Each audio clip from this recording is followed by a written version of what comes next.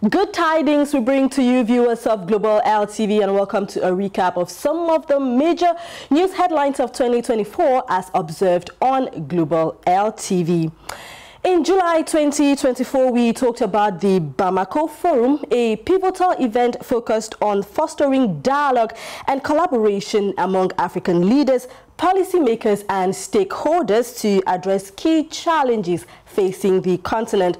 Still in July 2024, big news in the United States of America as incumbent President Joe Biden dropped out of the U.S. presidential race. Sometime in August this year, Mali celebrated the 4th anniversary of the military transition in the country after the coup d'etat. Global LTV was at the heart of all of this event. Let's go down memory lane. Forcément orienté sur les enjeux de l'évolution du continent africain, le Forum de Bamako réunit chaque année plus de 800 personnes, entre autres des femmes et hommes politiques, des économistes, des chefs d'entreprise, des universitaires, des intellectuels et artistes du monde entier. Bien sûr, c'est le président du Forum a créé la plateforme, mais les gens qui participent, nous sommes tous propriétaires du Forum. Ici, c'est toute l'Afrique. On parle d'Afrique, on pense à l'Afrique et on va voir comment l'Afrique peut voler de ses propres ailes. Le Forum de Bamako, l'un des plus anciens et des plus importants colloques en Afrique, allie liberté d'expression, convivialité et débat de haut niveau pour des expertises au profit du développement social, culturel et économique de l'Afrique. Chaque année, à l'issue des travaux de ce forum, les résolutions qui y émanent sont rendues publiques, acheminées à la présidence de la République du Mali, puis retransmises partout dans le monde entier à partir des nombreux représentants des gouvernements présents à ce forum.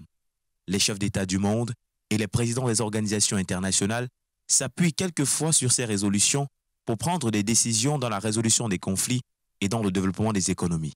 C'est le cas par exemple du Mali, dont sous l'impulsion du Forum de Bamako, l'économie du pays a été boostée grâce à l'apport de la diaspora malienne. Je pense que le lieu est approprié pour reconnaître à nos compatriotes qui vivent à l'extérieur, à cette diaspora malienne, tout son apport au développement du Mali.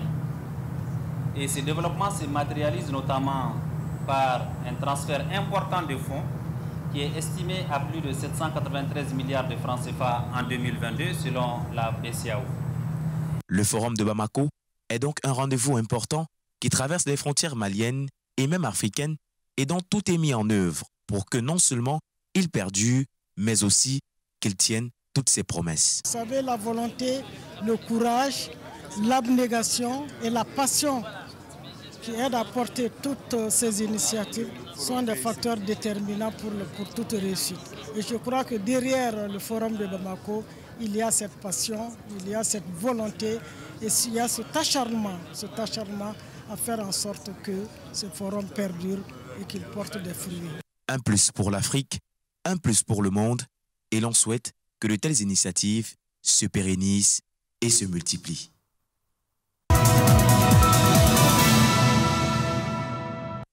It's the headline buzzing around the globe, a decision many world leaders are commending. Biden's opponent, Donald Trump, posted a message on social media calling Biden the worst president in the country's history. Former U.S. President Barack Obama, under whom Biden served as vice president, hailed Biden as a patriot of the highest order. In a show of democratic unity, former U.S. President Bill Clinton and wife Hillary expressed gratitude for Biden's leadership through the years. Global reactions were equally significant. Ukrainian President Volodymyr Zelensky praised Biden for his unwavering support amid Russia's invasion of Ukraine. On the other hand, the Kremlin spokesman says they were not surprised. However, Russia is keeping a watchful eye on the unfolding events, suggesting that a lot can change before the elections. Pointing out the poor state of Russian-American relations, the Kremlin says Russia remains focused on its military objectives in Ukraine. Meanwhile, despite their differences, Israeli Prime Minister Benjamin Netanyahu also expressed gratitude to President Biden for his unwavering support for Israel, saying the country would remain America's key ally in the Middle East. Israel remains America's indispensable and strong ally in the Middle East. I plan to see President Biden, whom I've known for over 40 years. This will be an opportunity to thank him for the things he did for Israel in the war and during his long and distinguished career in public service as senator, as vice president, and as president. The UK's newly elected Prime Minister Keir Starmer praised President Biden's choice to drop out of the race. Decision that he has now made, not an easy decision, but a decision that I know that he will have arrived at, taking into account the best interests of the American people. The German Chancellor Olaf Scholz thanked the US President for his contributions to NATO and transatlantic cooperation. Canadian Prime Minister Justin Trudeau lauded Biden as a steadfast partner and friend. In addition, Australia's Prime Minister Anthony Albanese gave a special tribute to President Biden for his remarkable political career. As he's done throughout his entire time in public life, he has acted in what he considers to be the best interests of the United States of America. He is someone who, in January, will be able to retire from public life with an extraordinary record. In a rather surprising turn, Venezuela's authoritarian president praised Biden for making the most sensible and correct decision for his health and for his family.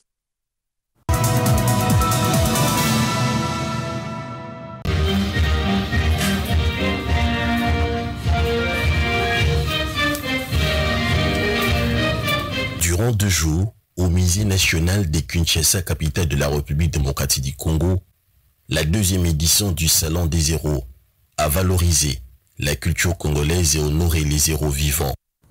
Ce rendez-vous incontournable dédié à la célébration de notre culture, à la sauvegarde de notre histoire et à la promotion de l'unité nationale. En ce moment solennel, nous nous rassemblons pour rendre hommage à nos héros et héroïnes, pour dont les actions ont marqué notre passé, ceux qui par leur engagement continu forgeaient notre présent. Au-delà de figures emblématiques qui ont façonné notre histoire, nous saluons aujourd'hui le héros vivant. La cuisine congolaise, les langues nationales, les dialectes, la coiffure, toutes ces valeurs perdues devraient toutes revenir à l'homme congolais pour préserver sa culture autrefois perdue. Les différents panélistes ont rappelé à l'homme congolais de revenir à sa culture à travers leurs expositions faisant la promotion de la culture congolaise.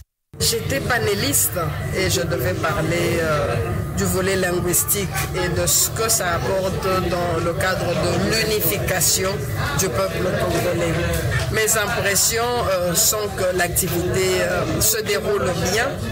Nous avons plusieurs expositions de l'art culinaire, de l'art vestimentaire et tout ce que nous pouvons partager, la danse, la musique.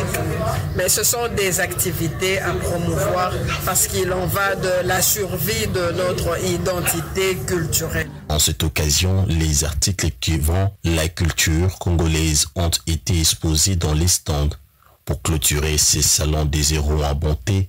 Dans la soirée, les défilés pour promouvoir la culture congolaise par son habillement, sa coiffure et sa cuisine ont eu lieu ici au Musée national.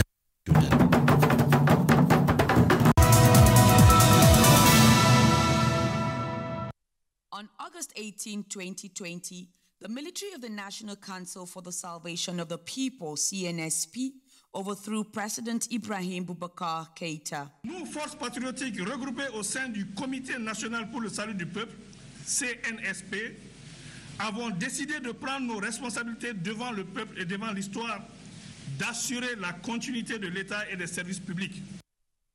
4 years later, the M5 RFP organized a meeting this Saturday, August 17, 2024, at the CICB to celebrate the changes that occurred during this transition and to provide support to the FAMA.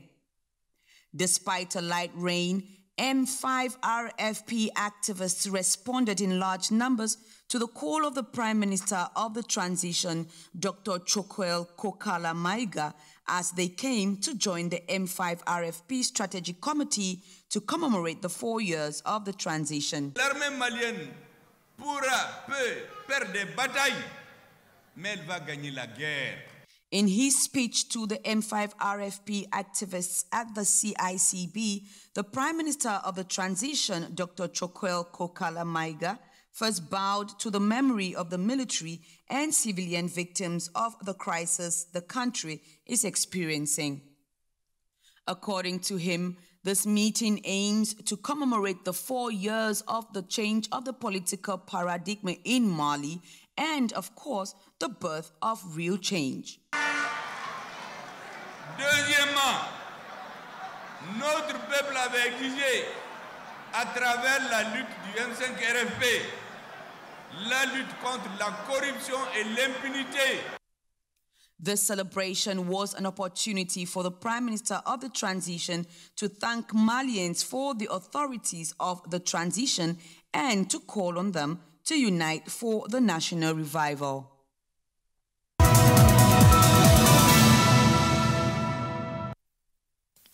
L'Afrique est de toute évidence, elle aussi dans l'exploration de l'espace. S'il est connu du monde que 17 nations africaines jusqu'ici investissent dans cette industrie, il convient aussi de rappeler que 9 satellites ont été conçus, fabriqués et assemblés en Afrique par des Africains, selon le rapport de l'ONG Space Generation Advisory Council. C'est le cas de citer le Nigeria avec la National Space Research and Development Agency NASDA, une agence qui à elle seule a lancé 6 satellites dans l'espace depuis 2023. Pourtant, l'exploit nigérien est relativement petit si on prenait en compte l'Afrique du Sud et l'Égypte. Je dirais l'Afrique du Sud. La raison pour laquelle l'Afrique du Sud est si puissante, c'est parce que la plupart des satellites sont fabriqués localement, ce qui est très important pour rendre l'industrie autosuffisante. Ensuite, l'Égypte, qui a environ 3 satellites fabriqués localement.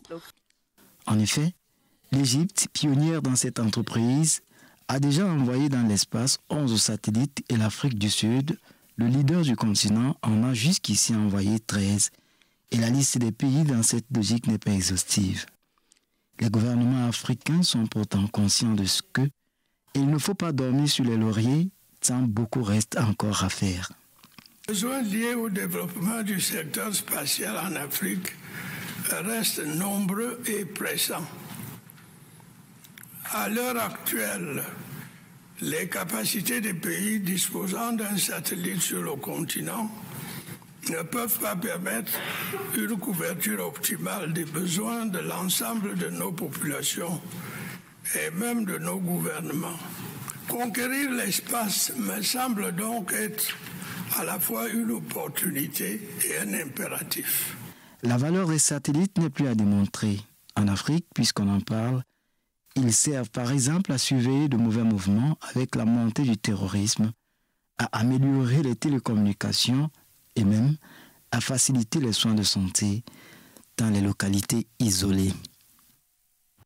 And there you have it, a recap of the year 2024 through the eyes of Global LTV.